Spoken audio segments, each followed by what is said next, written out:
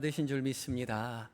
우리와 늘 동행하시며 우리의 삶의 모든 것을 선으로 이끄시는 그 주님이심을 믿으며 고백하며 살아가시는 저와 여러분들 되었으면 좋겠습니다. 귀한 찬양 감사합니다. 오늘 수요일 저녁 주님의 말씀을 사모하여 하나님 앞에 말씀 앞에 선 우리 모두에게 약속하신 하나님의 은혜로 채워주실 줄 믿습니다. 오늘 날씨가 참 좋았죠? 오늘 밖에 다 나가보셨잖아요. 그렇죠? 날씨가 참 좋아요. 이런 날 말씀 읽으면 참 좋을 것 같아요. 그렇죠? 주님이 우리에게 은혜 받게 하시기 위해서 이 아름다운 자연 우리에게 주셨는데 바라보는 모든 것들마다 주님의 사랑이, 주님의 은혜가 담겨 있음을 깨닫고 고백하며 살아가시는 저와 여러분이 되었으면 좋겠습니다. 오늘 갈라디아서 4장 이제 21절부터 5장 1절까지의 말씀으로 함께 은혜를 나누게 되는데요. 오늘 묵상하게 되는 말씀은 다 중요하지만 갈라디아서에서 매우 중요한 전환점이기 때문에 또 중요한 말씀이기도 합니다. 바울은 지금까지 율법으로 돌아가려는 갈라디아 교인들을 향해서 교리적인 내용으로서 그리스도를 믿는 그 복음의 중심이 무엇인지에 대한 교리적인 설명에 치중해 왔습니다. 그러니까 1, 2장은 자기소개와 사도권에 관한 이야기이고 3장까지 4장까지 이 3, 4장은 교리적인 부분을 굉장히 치중해서 설명을 하고 있었죠. 그리고 오늘 4장의 마지막 부분은 이 교리적인 설명의 마지막인 클라이막스에 해당되는 부분입니다. 그러면서 이제 5장과 6장에 이어지는 과연 어떻게 복음으로 살아간다는 것이 어떻게 살아가야 하는지에 대한 실질적인 삶의 시작점이 되기도 하죠. 그러니까 교리적인 논증의 절정을 거쳐서 실질적인 삶으로 나아가는 그 중간에 그 분기점이 오늘의 말씀인 것이죠. 문턱이에요. 바울은 교리적인 부분의 클라이맥스에서 한 가지 비유를 들어 말하고 있는데요. 바로 사라와 하갈이라는 두 성경 인물을 가진 비유이죠. 그 시작점을 21절 말씀에서 시작하는데 이렇습니다. 21절 함께 읽어봅니다. 시작. 내게 말하라. 율법 아래에 있고자 하는 자들아, 율법을 듣지 못하였느냐.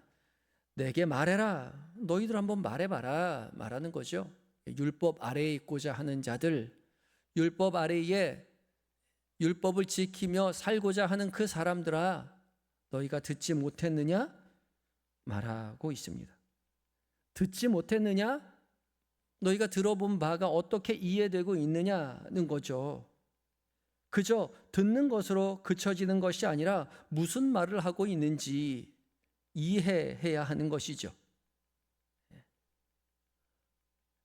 나중에 결혼해서 애를 낳으면 이제 아내가 남편에게 애 좀 봐줘요 그렇게 얘기할 때가 있어요. 그러면 남편이 애를 보고만 있죠. 그냥 보고만 있는 거예요. 보고만. 근데 왜 보고만 있습니까? 이해를 못해서 그런 거예요.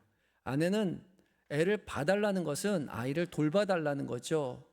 멀리가 위험한 곳으로 가지 못하도록, 그리고 또 아이에게 필요한 것이 있으면 아이를 달래주고 또 필요한 것을 또 보태주고 그런 일을 하라고, 돌봐주라고 하는 거예요.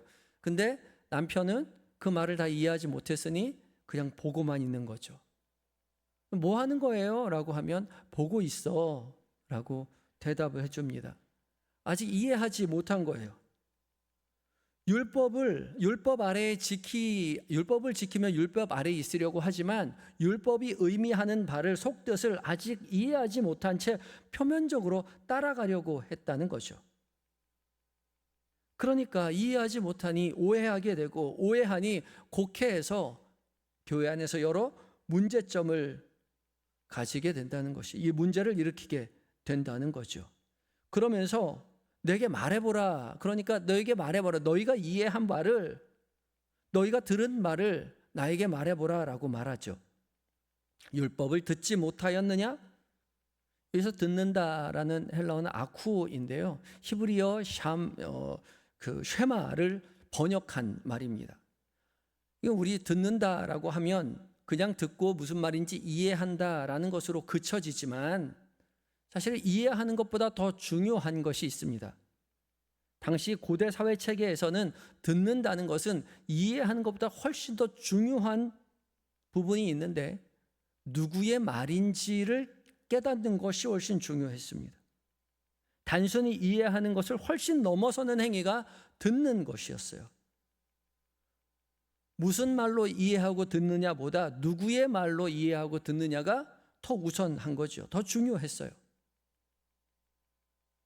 여동생이 오빠 방에 들어가서 오빠 방이 왜 이렇게 지저분해? 방 좀 치워. 그럼 오빠가 딱 한마디 하죠. 뭐라 그러죠? 나가. 나가. 그 말밖에 안 해요. 그리고 방 치웁니까? 안 치워요. 근데요, 여동생이 들어와서 똑같이 말하는데요. 오빠 방 치우래. 근데 앞에 한 단어가 붙었어요. 엄마가 방 치우래. 그러면 뭐라 그러나요? 똑같이 나가. 그러긴 하지만 방을 치우죠.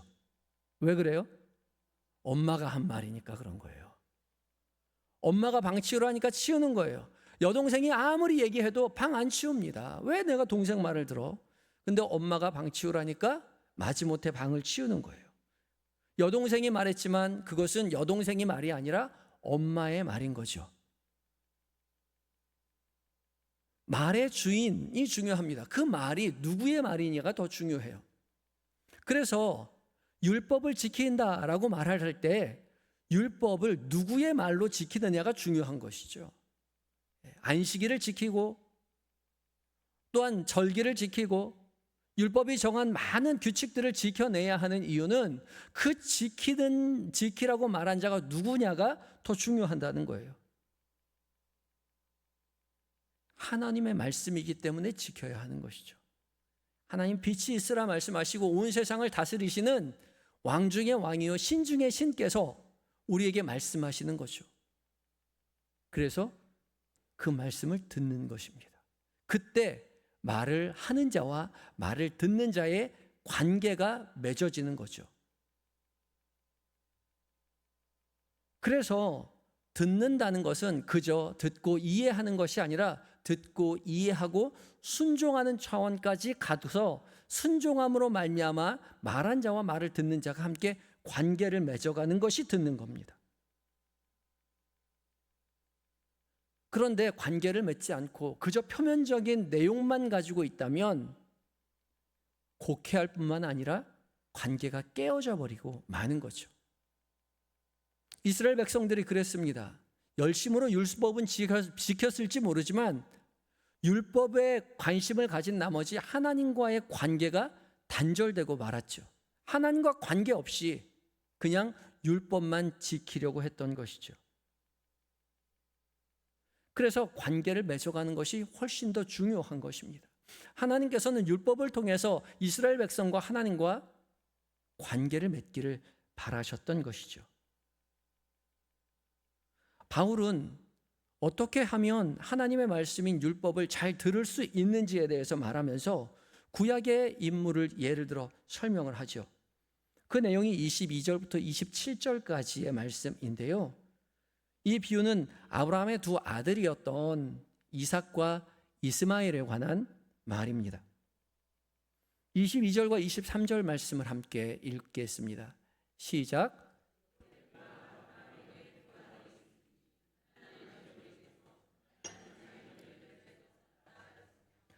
여종에게는 율법을 따라 낳고 약속으로 말미암았느니라. 아멘.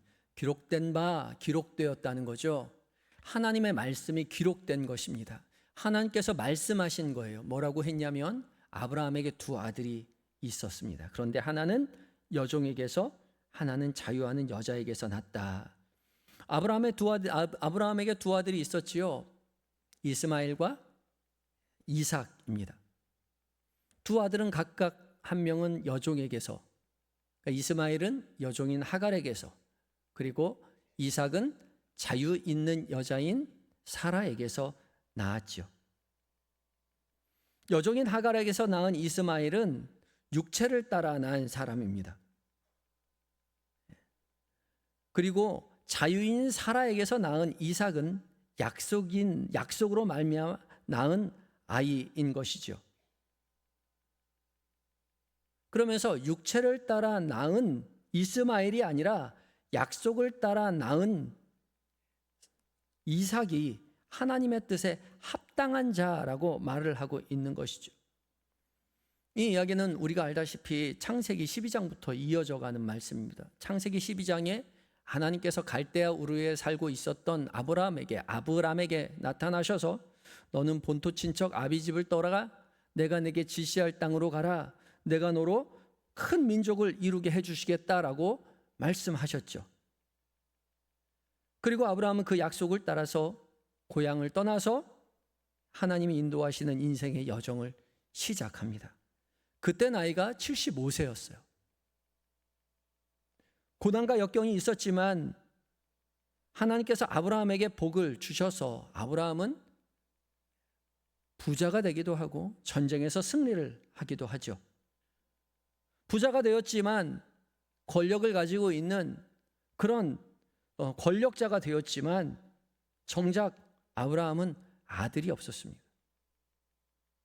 그래서 신세를 한탄하죠. 부자가 되면 뭐하나? 아들이 없는데 내 유산은 다메섹 엘리에셀 나의 종이 갖게 될 건데 신세 한탄을 하나님 앞에 합니다. 그렇지만 하나님께서는 아브라함에게 여전히 난 너에게 자식을 주겠다라고 말씀하시죠. 그 말씀이 15장 4절부터 7절까지의 말씀입니다. 함께 읽겠습니다. 시작. 여호와의 말씀이 그에게 임하여 이르시되 그 사람이 내 상속자가 아니라 내 몸에서 날 자가 내 상속자가 되리라 하시고 그를 이끌고 밖으로 나가 이르시되 하늘이 우러러 뭇별을 셀 수 있나 보라. 또 그에게 이르시되 내 자손이 이와 같으리라. 아브라함이 여호와를 믿으니 여호와께서 이를 그의 의로 여기시고 또 그에게 이르시되 나는 이 땅을 네게 주어 소유를 삼게 하려고 너를 갈대아인의 우르에서 이끌어낸 여호와니라. 아멘. 아브라함의 인생에 그리고 이스라엘의 역사에 가장 중요한 사건이죠. 이 일을 통해서 아브라함은 믿음의 조상이 됩니다. 아브라함이 여호와를 믿으니 여호와께서 이를 그의 의로 여기셨다는 거죠. 이렇게 믿었는데 그 다음 적인 16장에 가면요, 사라가 하나님의 약속을 기다리지 못하고 자신의 여종인 하갈을 아브라함에게 주어서 아들을 낳게 하죠. 그리고 그 아들의 이름이 바로 이스마엘입니다. 당시 문화로는 굉장히 자연스러운 일이었습니다.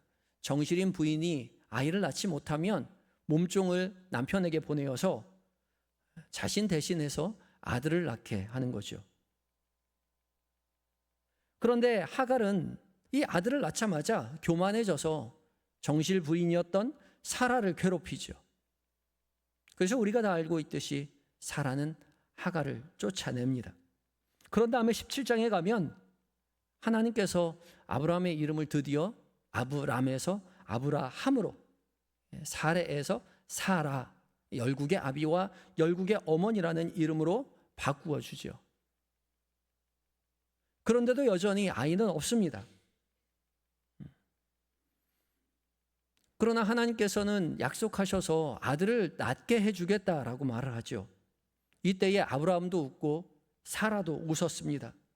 당연하죠. 둘 다 아이를 낳을 수 있는 그런 육체가 아니거든요. 생물학적으로 아이를 잉태할 수 있는 그런 나이가 아닙니다.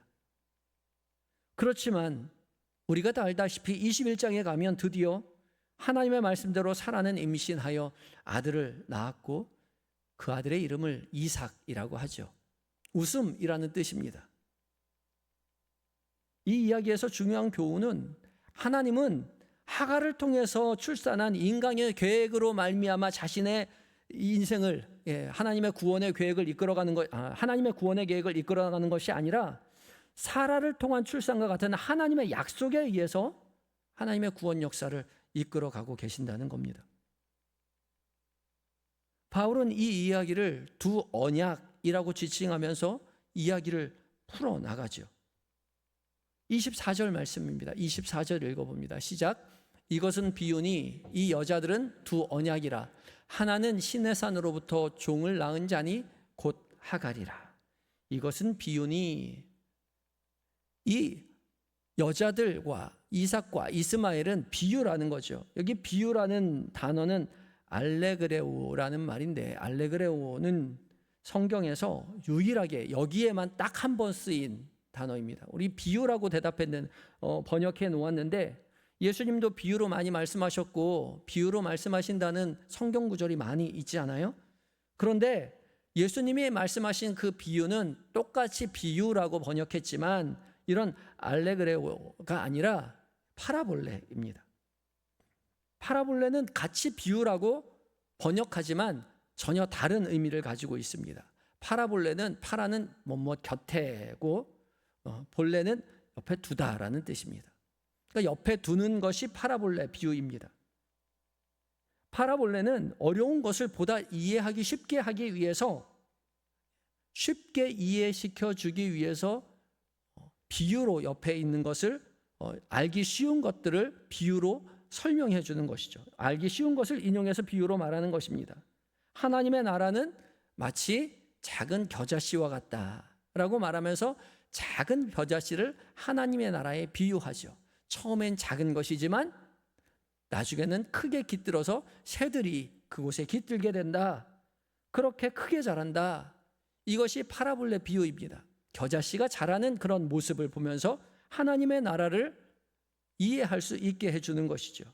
그렇지만 지금 바울이 말하고 있는 비유는 알레고리입니다.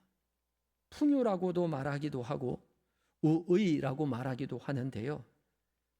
풍유도 비유의 한 방법이지만 이 알레고리는요, 알레오는 다르다는, 알로스는 다르다는 뜻이고 레고는 말하다라는 뜻입니다. 그러니까 다른 말을 하고 있는 거예요. 겉으로는 말을 하고 있지만 그 안에는 다른 말이 있다는 거예요. 숨겨진 다른 뜻을 찾아내는 것입니다. 감추어져 있는 뜻을 발견해내는 것이 풍유이고 우의입니다. 우의가 숨길 우, 뜻의 있거든요. 숨겨진 다른 뜻이 있다는 거예요. 그러면서 말하죠. 이 여자들은 두 언약이라고요. 성경의 두 인물이지만 사실은 이 사람들이 두 언약을 상징하고 있다는 거죠. 하갈과 사라가 각각 숨겨진 다른 뜻을 가지고 있는 인물이라는 거예요. 지금까지 유대적인 전통으로 이스마엘은 육체로부터 낳은 자녀고 이삭은 하나님의 약속에 의해서 태어난 자라고 이해되었죠. 근데 바울은 육체로 낳은 그 하갈이야말로 인간적인 노력에 의해서 구원을 얻으려는 율법주의자들을 지칭하고 있다는 거죠. 이삭은 인간적인 노력이 아닌 하나님의 약속으로 출생을 얻은 자이니 이삭이야말로 복으로 말미암아 구원을 얻는다는 것을 상징하는 인물이라고 하는 겁니다. 그래서 하갈이 종의 신분인 것처럼 여전히 율법의 종으로 살고 있고, 사라는 자유인인 것처럼 여전히 복음으로 말미암아 자유한 삶을 살아가는 그리스도인을 상징한다라고 설명하는 거죠. 그래서 이 두 여인이 각각 상징하는 바들이 있다는 것이죠.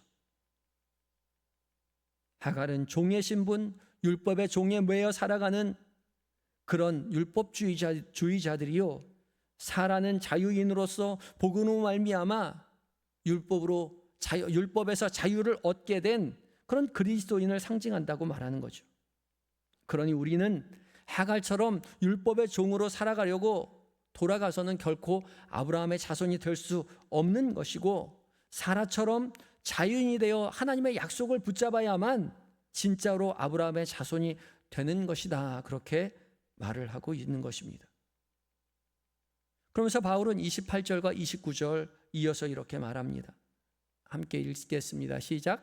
형제들아, 너희는 이삭과 같이 약속의 자녀라. 그러나 그때에 육체를 난 자가 성령을 따라 난 자를 박해한 것 같이 이제도 그러하도다. 형제들아, 너희는 갈라디아 성도들을 말하는 거죠. 그리고 곧 그리스도인을 말하는 겁니다. 이삭과 같이 약속의 자녀입니다. 이미 이삭과 같은 약속의 자녀인데 옛날에 육체를 따라 난 자, 바로 이스마엘이죠. 이 육체를 따라 난 자가 성령을 따라 난 자 이삭을 박해한 것처럼 지금도 율법주의자들이 하나님의 약속을 붙잡은 그리스도인들을 박해하고 정죄하고 있다는 것입니다. 그래서 너희가 지금 괴로움을 당하는 그 괴로움은 이겨내야 한다는 것이죠. 그래서 30절 이렇게 권면으로 이어집니다. 30절도 읽어봅니다. 시작. 그러나 성경이 무엇을 말하느냐? 여종과 그 아들을 내쫓으라. 여종의 아들이 자유 있는 여자의 아들과 더불어 유업을 얻지 못하리라 하였느니라.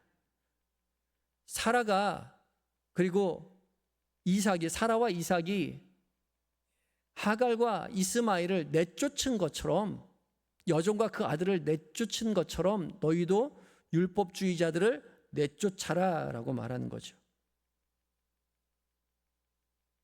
바울은 교회 내에 있는 율법주의자들이 교회를 어지럽히지 못하도록 내쫓으라고 강력하게 권면합니다. 왜냐하면 그들은 이 자유 있는 여자의 아들, 그러니까 그리스도인들과 유업을 함께 얻지 못할 사람들이기 때문에 그렇습니다. 율법으로는 구원을 얻을 수 없기에 유업을 함께 얻을 수 없습니다.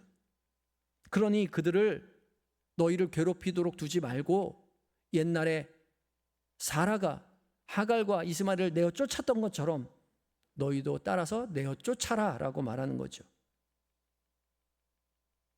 갈라디아 교회뿐만 아니라 사실 율법주의자들은 바울이 복음을 전하는 어느 곳이든지 다 따라다니면서 교회를 미혹하고 교회를 어지럽히고 교인들을 힘들게 했죠. 율법주의자들의 이런 미혹된 삶은요, 완전히 없어지지 않았습니다. 지금에 살아가고 있는 우리의 모습 가운데도 여전히 있죠. 복음이 증거되는 어떠한 곳이든지 여전히 율법주의자들이 복음을 따라 은혜 가운데 살아가려는 자들을 괴롭히고 미혹해 합니다. 어떤 특정한 인물이 아니라 우리 모두 그런 모습을 가질 수 있다는 거죠. 예수 그리스도의 십자가의 복음으로 말미암는 은혜가 아니라 율법으로 곁에 있는 공동체의 일원을 판단하고 정죄하려는 마음들이 우리 누구에게나 있을 수 있다는 거죠. 누구나 믿음의 길을 걷다 보면 그러한 신앙의 단계를 거치게 됩니다. 처음 신앙을 가진 사람들은 원래는 신앙이 없을 때는 교회 바깥에 있죠. 교회 바깥에 있다가 교회를 다니겠다고 그렇게 다짐하고 교회를 다닙니다. 그것도 은혜죠. 예수 믿기로 작정하고 교회에 오지만 처음부터 교회 열심히 신앙생활하는 사람은 거의 없습니다. 한 발은 교회에 있지만 여전히 한 발은 세상에 있죠. 그래서 한 발은 교회에, 한 발은 세상에 그렇게 신앙생활 하다가 또 한 번 은혜를 받으면 신앙생활로 온전히 집중하게 됩니다. 세상 살던 한 발을 다시 교회 안으로 놓게 되는 거죠. 두 발 다 교회 안으로 들여놓고 생활하는 겁니다. 그때서야 본격적인 신앙생활이 시작이 되는 거죠. 이때가 되면 하나님께서 주시는 은혜가 얼마나 큰지 모릅니다. 예전에 나의 바깥에서의 세상에서의 삶이 얼마나 어리석었고 그때가 얼마나 부질없는 삶이었는지에 대해서 뼈저리게 느낄 뿐만 아니라 교회 안에서의 생활이 얼마나 행복하고 즐거운지 몰라요. 하나님께서 주시는 은혜가 크지요. 그래서 기도하는 것도 즐겁고요. 그냥 길을 걸어갈 때도 찬양이 흥얼흥얼 입에서 술술술 나오는 거죠. 또 교회에 누가 오라고 하면 기쁘게 교회에 와서 헌신하고요. 오라고 하지 않아도 혹시 교회 가면 뭐 좋은 일 없나? 그렇게 즐겁게 교회의 신앙생활을 합니다. 누구나 그렇게 신앙생활 할 때가 있어요. 그때는 성경 말씀을 읽어도 정말로 꿀과 송이꿀처럼 달게 느껴지기도 하지요. 그때의 모습은 누가 봐도 모범적인 신앙인의 모습으로 신앙생활을 합니다. 그런데요, 그런 모범적인 신앙생활이 꾸준히 계속 지속되면 참 좋을 것 같은데 그렇지 않아요. 그 기쁨과 즐거움이 점점 사그러드는 시기가 오죠. 그러면 그 다음 단계로 나아가게 되는데요. 그렇게 즐겁고 행복한 신앙생활이 아니라 이제는 판에 박힌, 틀에 박힌 형식적인 그런 신앙생활을 하게 됩니다. 재미없어도 교회 가는 거예요. 그런데요, 그런 신앙생활을 하다 보면요, 예전의 은혜로는 다 흘려보내버렸으니 이제 나머지 내가 하고 있는 신앙생활을 기준으로 삼아서 다른 사람들의 신앙의 무게를 재기 시작합니다. 아니, 저분은 권사님이신데 왜 신앙생활을 저렇게 하시지? 아니, 저분은 구역장이신데 왜 구역을 저렇게 돌보질 않지? 아니, 회장님이시 그러시면 안 되지. 자신의 기준에 맞게 사람들의 신앙을 정죄하고 비판하는 거죠. 바로 율법주의자가 되는 겁니다. 이때가 되면 자기 자신의 예전의 기쁨과 즐거움이 아니라 그럭저럭 신앙생활을 하면서 사람들을 판단하며 살아가죠. 기쁨을 잃었어요. 그런데 거기서 멈추면 안 되는 거죠. 누구에게나 그런 신앙의 단계가 찾아온다는 거죠. 그 다음 단계로 넘어가야 돼요. 믿음의 길을 더 가다 보면요, 어느 날 주께서 깨닫게 해주십니다. 그렇게 정죄하는 내 자신이 얼마나 큰 죄를 짓고 있는지요. 지금까지 열심히 쌓아 올린 나의 신앙, 나의 노력, 나의 모든 것들이 오직 하나님의 은혜였음을 다시 한번 깨닫게 되는 거죠. 그때가 되면 하나님 앞에 얼마나 죄스러운지 모릅니다. 더는 따질 것도 비교할 것도 없죠. 매일매일 다시 감사가 오고요. 이제는 대신 저 사람을 판단하기보다는 사랑으로 품고 기도합니다. 저럴 때도 있지. 안타까워하며 그분을 위해서 중보하죠. 그분의 연약한 신앙의 자리, 그것을 가지고 주님 앞에 나아가 주님 앞에 간구합니다. 그때 비로소 새로운 신앙생활이 시작되는 거죠. 지금까지의 모든 여정이 내 노력과 내 의지가 아니라 하나님께서 이끄시는 하나님의 은혜였음을 믿음으로 고백하게 되는 거예요. 여태까지 모든 것 희생하며 나왔던 쌓아왔던 모든 나의 신앙의 여정들이 사실은 하나님의 은혜였음을 믿음으로 고백하게 되는 거죠. 그리고 하나님을 더욱 신뢰하며 믿음의 길을 올곧게 걸어가게 됩니다. 그것을 통해서 하나님과 우리와의 신뢰의 관계가 형성이 되는 것이죠. 바울은 그런 그리스도인의 모습을 갈라디아 교인들에게 말하고 있는 것입니다. 더 이상 사람들을 정죄하며 율법대로 사람들을 비판하며 살아가는 것이 아니라 은혜 가운데 살아갈 수 있도록 돌아와야 한다는 거죠. 그러면서 5장 1절 말씀 이렇게 이어집니다. 함께 읽겠습니다. 시작. 그리스도께서 우리를 자유롭게 하려고 자유를 주셨으니 그러므로 굳건하게 서서 다시는 종의 멍에를 매지 말라. 이 갈라디아서 5장 1절은 지난 여태까지의 모든 논의, 4장 마지막 절까지의 논의, 교리적인 부분을 한마디로 요약하고 이 후반부의 5장부터 시작되는 실천적인 논의를 시작하는 관문과도 같은 역할을 하죠. 그리스도께서 우리를 자유롭게 하려고 자유를 주셨다고요. 헬라어 성경을 보면 그 자유라는 단어가 맨 앞에 나와서 강조되어 있습니다. 그 자유를 주시려고 자유롭게 하셨다는 겁니다. 그러니까 자유가 두 번 들어갔어요. 다시 한번 자유라는 말을 써서 자유를 강조합니다. 그런데 그 자유라는 것이 무엇이냐?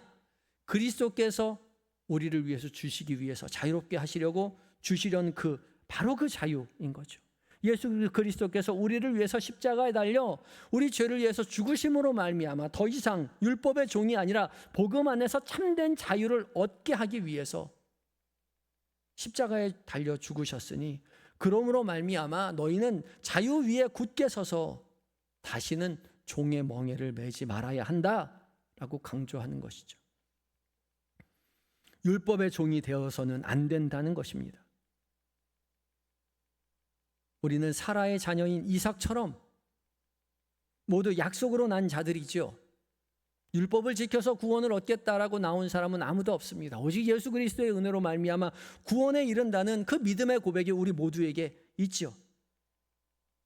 그러나 신앙의 길을 걸어가다 보면 율법의 멍에가 우리를 정죄하거나 또 그 멍에로 사람들을 비판하고 정죄하는 그런 순간이 오게 됩니다.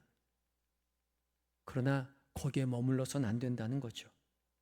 왜냐하면 주님은 우리를 종의 멍에로부터 벗어나 자유롭게 하시려고 자유를 우리에게 주셨기 때문에 그렇습니다. 그 복음 안에서 누리는 자유는 무엇일까요? 5장부터 이제 계속 5장 2절부터 이어지겠지만 그 핵심은 사랑이며 성령입니다. 율법을 지키는 행위, 그 안에 담긴 하나님의 사랑을 깨닫게 되는 것이죠. 그래서 천지를 창조하신 하나님께서 나에게 명령하셨으니 주의 말씀을 듣고 이해하고 순종하는 것이 아니라 그 천지를 창조하신 하나님, 그 하나님이 모든 것을 내어 나를 사랑하셨기 때문에 주님의 사랑을 받은 자로서 나도 주님을 사랑한다고 고백하며 기쁨으로 사랑으로 순종하며 나아가는 거죠. 더 이상 언약의 관계가 아닌 사랑의 관계로 확장되어져 가는 겁니다. 그리고 성령 안에서 자유하게 되는 것이죠. 더 이상 율법에 매여 있는 것이 아니라 우리와 늘 동행하시는 성령님의 은혜로 말미암아 늘 성령과 동행하며 하나님께서 우리와 함께 하심을 믿고 의지하며 믿음 안에서 자유롭게 주님 앞에 사랑을 고백하며 살아가게 되는 것이죠. 바울은 이런 성령과 사랑 안에서 행할 뿐만 아니라 다시는 종의 멍에를 매지 말라라고 말하죠. 우리의 지금 현재의 신앙생활은 어떠합니까? 율법의 종으로 살아가고 계십니까? 아니면 약속의 자녀로서 자유 안에서 살아가고 계십니까? 사랑하며 살아가고 계십니까? 성령 안에서 살아가고 계십니까? 아니면 그저 주일이니까 교회에 나오고 수요일이니까 빠지지 않기 위해서 교회에 나오고 그렇게 신앙생활 하고 계십니까? 다시는 종의 멍에를 매지 말고 복음 안에서 자유하라 바울은 말하고 있습니다. 아니, 우리 하나님께서는 바울을 통해서 우리 각자에게 말씀하고 계시죠. 더 이상 종의 멍에를 매지 말고 율법에 얽매인 것이 아니라 그 율법 안에 담긴 하나님의 말씀 안에 담긴 하나님의 사랑을 깨닫고 그 사랑 안에서 나도 주님을 사랑한다고 고백하며 성령님과 함께 동행하며 자유 안에서 믿음의 길 걸어가시는 저와 여러분이 되시길 예수 그리스도의 이름으로 축복합니다. 함께 기도하실 때에 오늘의 말씀을 기억하면서 여러분 각자에게 들려주신 하나님의 음성에 따라 잠시 다짐의 기도를 드리도록 하겠습니다. 기도하겠습니다.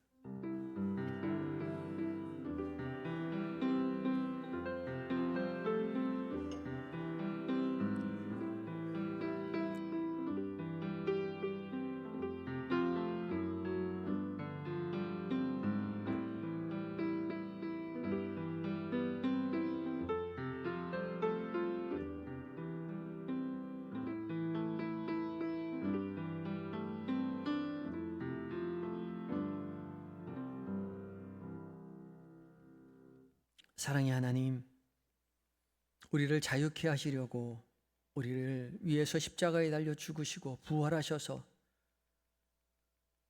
우리를 자유의 안에 초대하여 주시니 감사합니다.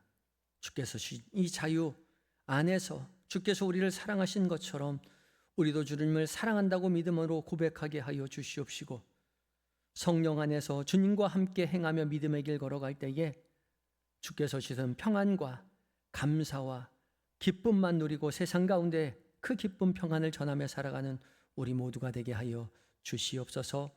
예수님의 이름으로 기도드립니다. 아멘. 함께